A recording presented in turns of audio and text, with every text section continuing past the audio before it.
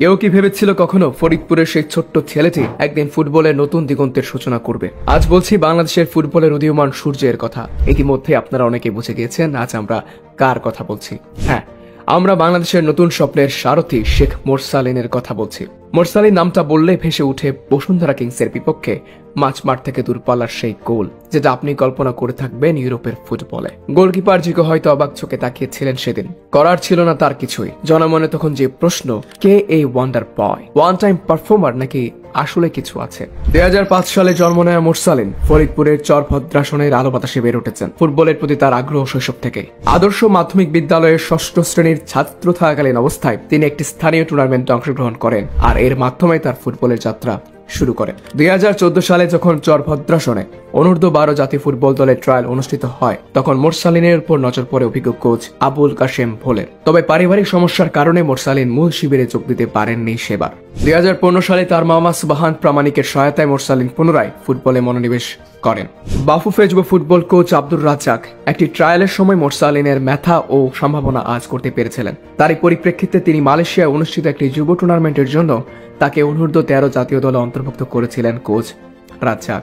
2016 সালে মোরসালিন বাংলাদেশ ক্রীড়া শিক্ষা প্রতিষ্ঠান বিকেএসপিতে ভর্তি হন। তিনি বিকেএসপি ফুটবল দলের হয়ে 2020 সালে নবম বাংলাদেশ গেমস সহ বিভিন্ন টুর্নামেন্টে তার খেলার পারদর্শিতা দেখান। নবম বাংলাদেশ গেমসের টুর্নামেন্টে সাতক্ষীরা জেলার দলের বিরুদ্ধে তার ফুটবলীয় নৈপুণ্য সবার নজর কেড়েছিল। ভারতে অনুষ্ঠিত অনূর্ধ্ব 17 পর্যায়ের টুর্নামেন্ট সুব্রত কাপে তিনি 6টি গোল করে দ্বিতীয় সর্বোচ্চ গোলদাতা হন। আপনি জেনে অবাক হবেন, খুব অল্পের জন্য বায়ার্ন মিউনিকের অনূর্ধ্ব 19 দলের ট্রায়ালে জায়গা হয়নি মোরসালিনের। বায়ার্ন মিউনিকের সেই ট্রায়ালে পুরো বিশ্বের 1000 তরুণ ফুটবলারদের মধ্যে তার অবস্থান হয়েছিল 35তম।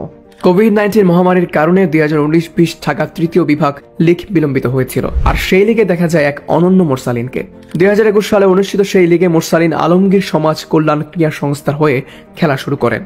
উক্ত ক্লাবের হয়ে প্রথম বছরে মোরসালিন তার ক্লাবকে নেতৃত্ব দেন সামনে থেকে। 16 ম্যাচে 19টি গোল করে সর্বোচ্চ স্কোরার হিসেবে মৌসুম শেষ করেন মোরসালিন এবং দলকে এনে দেন চ্যাম্পিয়ন শিরোপা। 25 নভেম্বর 2021 সালে মোরসালিন 3 বছরের চুক্তিতে বাংলাদেশ প্রিমিয়ার লিগের বর্তমান জায়ান্ট ক্লাব বসুন্ধরা কিংসে নাম লেখান। বসুন্ধরা কিংসে তরুণ মোরসালিন একাদশে জায়গা পাচ্ছিলেন না ঠিক মতো। ইমরুল হাসানের সম্মতিতে মধ্য মৌসুমের ট্রান্সফার উইন্ডোতে মোহামেডান স্পোর্টিং ক্লাবে লোনে খেলতে যান মোরসালিন। 20 এপ্রিল 2022 সালে মোরসালিন লোনে মোহামেডান এসসিতে যোগ দেন। 16 বছর বয়সী তরুণ তুর্কি মোরসালিন প্রিমিয়ার লিগে অভিষেক ঘটে 22 জুন 2022 সালে। তাও সেটি ছিল ঢাকার ডার্বি ম্যাচে, যেটি মোহামেডান 2-4 ব্যবধানে হেরেছিল। 27 জুন পরবর্তী ম্যাচে শেখ জামাল ডিসির বিপক্ষে 3-1 জয়ে ক্লাবের হয়ে তার প্রথম গোল করেন তিনি। 1 জুলাই 2022 মোরসালিন তার অভিভাবক ক্লাব বসুন্ধরা কিংসের বিরুদ্ধে দূরপাল্লার শট একটি গোল করেন। তার এই গোলটি সেরা গোল নির্বাচিত হয়েছিল এবং সোশ্যাল মিডিয়ায় ব্যাপক ভাইরাল হয়েছিল। এরপর মোরসালিনকে আর পিছনে ফিরে তাকাতে হয়নি।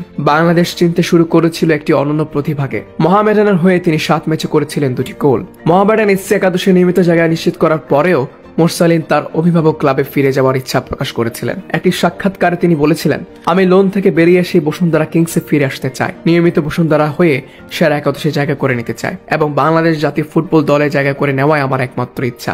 ভবিষ্যতেও সম্ভব হলে বিদেশি লিগে খেলার দীর্ঘমেয়াদী স্বপ্ন আছে। অবশেষে 2022-23 মৌসুমে তার নিজের ক্লাবের হয়ে যোগদান করেন। 5 ডিসেম্বর 2022 সালে শেখ রাসেল কেসির বিরুদ্ধে 2022-23 স্বাধীনতা কাপ ফাইনাল ম্যাচে মোরসালিন বসুন্ধরা কিংসের হয়ে অভিষেক করেন। বসুন্ধরা কিংসের হয়ে প্রিমিয়ার লিগে তিনি গোল করেছেন 8 ম্যাচে 2টি।